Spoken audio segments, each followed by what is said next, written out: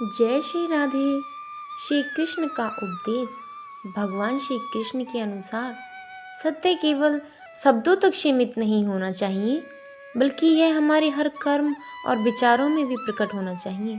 महाभारत और भगवत गीता में श्री कृष्ण ने सत्य को न केवल धार्मिक या दार्शनिक रूप में, बल्कि जीवन के हर पहलू में एक अनिवार्य मूल्य के रूप में प्रस्तुत किया है। आइए इसे विस्तार से समझते हैं। सत्य का वास्तविक अर्थ केवल सच बोलना नहीं है, बल्कि यह अपने हर कर्म में ईमानदारी, निष्कलंकता और सत्य के सिद्धांतों के अनुसार जीवन जीना। श्री कृष्ण के अनुसार जब हम सत्य का पालन करते हैं तो यह हमारे विचारों, शब्दों और कार्यों में एक रूपता स्थापित करता है, जिससे हम जीवन के सर्वोत्तम मार्ग पर चलने के योग्य बनते हैं।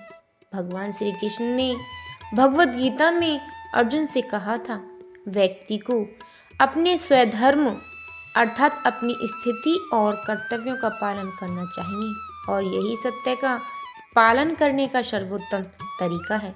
यहाँ श्री कृष्ण ने यह स्पष्ट किया कि सत्य को सिर्फ बाहरी दिखावे के रूप में नहीं, बल्कि अपनी स्वाभाविक प्रकृति और कर्तव्यों के माध्यम से पालन करना चाहिए।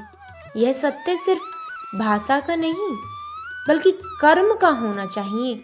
जब हम अपने कार्यों को निष्कलंक और ईमानदारी से करते हैं, तब हम सत्य के मार्ग पर चलने लगते हैं। श्री कृष्ण के अनुसार सत्य का पालन जीवन के हर पहलू में करना चाहिए। जब हम कर्म करते हैं तो हमारा उद्देश्य केवल भौतिक लाभ प्राप्त करना नहीं होना चाहिए, बल्कि हमें अपने कर्तव्य, निष्ठा, ईमानदारी और नैतिकता को बनाए रखते हुए कर्म करना चाहिए। इसका मतलब यह है कि हमारा हर कार्य सत्य के आधार पर होना चाहिए, चाहे हमारी बातचीत हो, हमारे विचार हो या हमारे जीवन का निर्णय। राधे राधे।